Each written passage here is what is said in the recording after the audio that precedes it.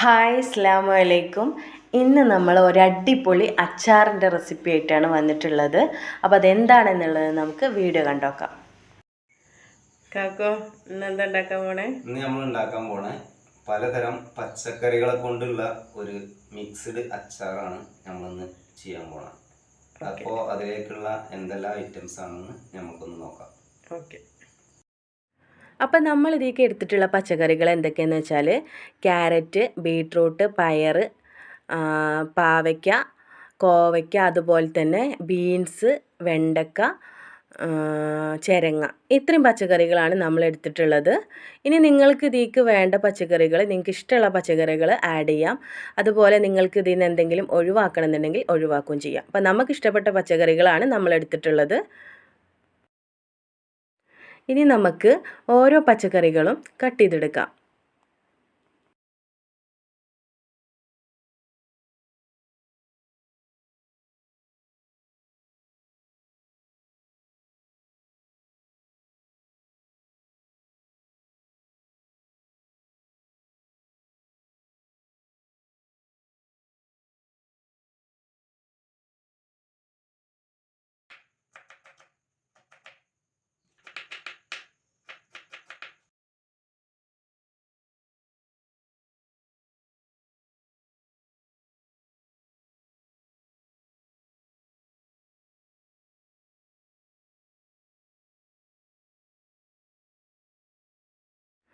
ഇഞ്ചി ഇതുപോലെ നല്ല രീതിയിൽ ചെറുതായിട്ട് വേണം കട്ട് ചെയ്തെടുക്കാൻ.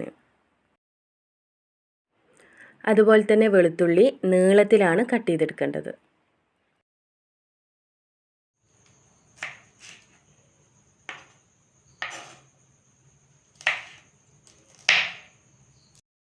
അപ്പോൾ ഇതിനായി നമ്മൾ കുറച്ച് ഉലുവ വറുത്തെടുക്കണം. അതിനായി നമ്മളൊരു പാൻ അടുപ്പത്ത് വെച്ചിട്ടുണ്ട്. പാൻ ചൂടായ ശേഷം അതിലേക്ക് 3 സ്പൂൺ ഉലുവ ഇട്ട് കൊടുത്തിട്ട് നന്നായിട്ട് വറുത്തെടുക്കുക. നല്ല രീതിയിൽ കളർ മാറണ്ട, കുറഞ്ഞ കളർ മാറിയ ശേഷം മിക്സിൻ്റെ ജാറിലിട്ടിട്ട് പൊടിച്ചെടുക്കുക. അപ്പോൾ ഇതാ നമ്മൾ അച്ചാർ ഉണ്ടാക്കാൻ പോവാണ്. ഈ ഒരു ചട്ടിയിലാണ് നമ്മൾ അച്ചാർ ഉണ്ടാക്കുന്നത്. ചട്ടി നന്നായി ചൂടായ ശേഷം അതിലേക്ക് നമ്മൾ നല്ലെണ്ണയാണ് ഒഴിച്ചു കൊടുക്കുന്നത്. നല്ലെണ്ണയാണ് അച്ചാർ ഉണ്ടാക്കാൻ ഏറ്റവും ബെസ്റ്റ്. അച്ചാറിന് പൂപ്പലോ കാര്യങ്ങളോ ഒന്നും ഉണ്ടാവില്ല. അപ്പോൾ ഇതാ എണ്ണ ചൂടായിട്ടുണ്ട്. ഇനി ഇതിലേക്ക് നമുക്ക് കുറച്ച് കടുക് ഇട്ട് കൊടുക്കാം.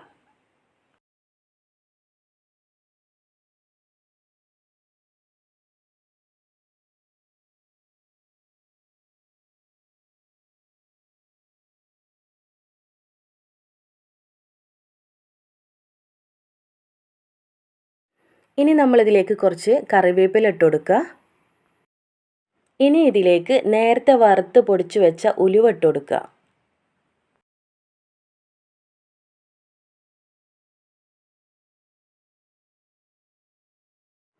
എന്നിട്ട് ഇതുപോലെ നല്ല രീതിയിൽ ഇളക്കി കൊടുക്കുക.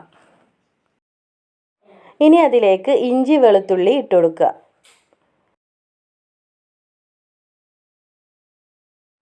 എന്നിട്ടത് മൂത്ത് വരുന്നത് വരെ നല്ല രീതിയിൽ ഇളക്കി കൊടുക്കുക.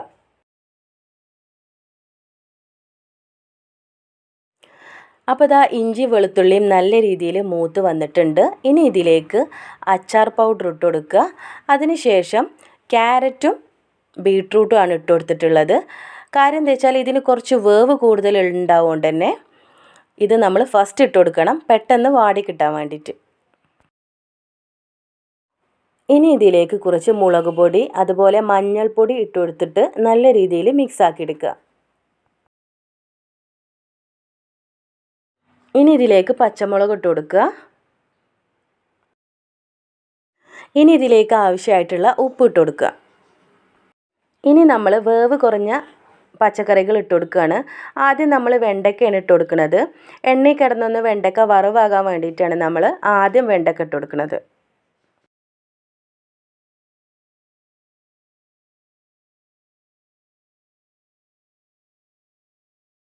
ഇനി ഇതിലേക്ക് ബാക്കിയുള്ള പച്ചക്കറിയും കൂടി ചേർത്ത് കൊടുക്കുകയാണ്.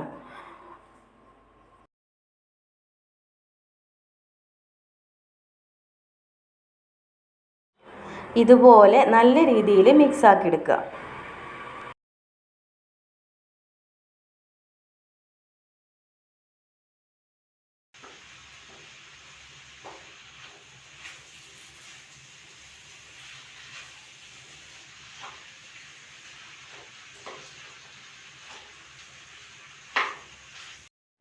ഇനി ഇതെല്ലാം ഒന്ന് വാടി കിട്ടാൻ വേണ്ടിയിട്ട് ഒരു 5 മിനിറ്റ് സിമ്മിലിട്ട് വെക്കാം. ഇപ്പോൾ അതാ നമ്മുടെ പച്ചക്കറി എല്ലാം നല്ല രീതിയിൽ വാടി സെറ്റായി വന്നിട്ടുണ്ട്. ഇനി ഇത് കുറച്ച് നേരം ചൂടാറാൻ വെക്കാം. അപ്പോൾ അതാ 20-25 മിനിറ്റ് കഴിഞ്ഞിട്ടുണ്ട്. നല്ല രീതിയിൽ തണുത്തിട്ടുണ്ട്. ഇനി ഇതിലേക്ക് നമ്മൾ സുറുക്ക് ഒഴിച്ചു കൊടുക്കുകയാണ്.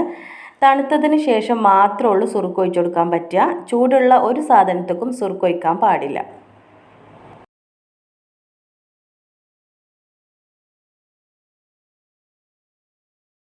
അപ്പോൾ ഇതാ നമ്മുടെ അച്ചാർ ഇവിടെ റെഡി ആയിട്ടുണ്ട്.